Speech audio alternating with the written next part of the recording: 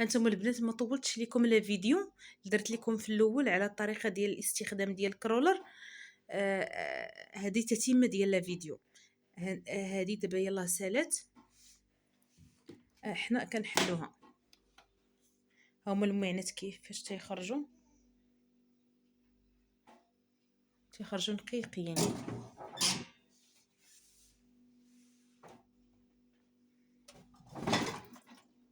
او سخون.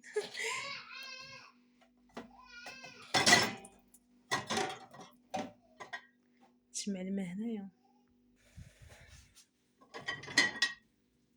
هانتوما البنات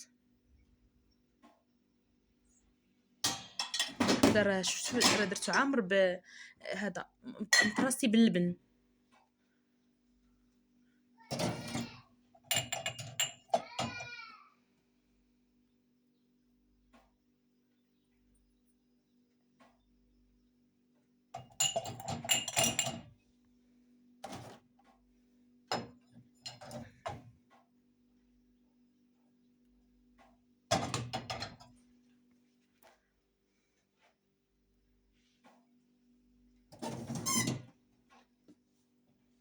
غنخليهم يتقطروا على خاطرهم تنسالي باش نخويها.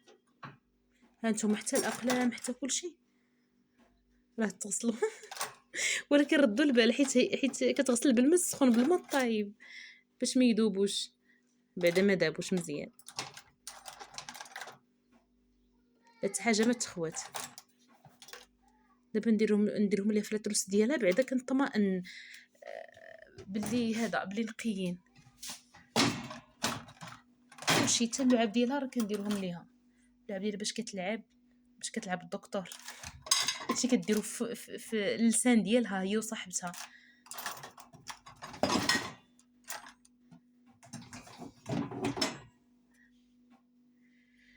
وهذه هي النتيجه. شوف ردوا البال حتى نقيها حيت انا ما لقيتوش اصلا في الاول ما لقيتوش نقيت غير على برا. المهم هذا ما كان ربما قلت لكم كل شيء. ما قلتش لكم على هذيك الباكيه ديال الملحه اللي وريت لكم في الفيديو الاولاني. راه النص ديالها اللي كتخوف البلاصه اللي وريت لكم في الاول. هاد البلاصه هذه اوبس هنايا في هاد البلاصه هذه كتخوي الماء. المهم انا عبرتها بالكاس كنخوي كاس كنزيد الماء كاس الماء حتى عمرات نص ديال الباكيه. هذيك الباكيه فيها 2 كيلو يعني نص كيلو تقريبا يعني كيلو تقريبا نص ديال ديك الباكيه راه درتها. خليها كنخليها حتى هو حتى نسالي ليها عاد غنخويها.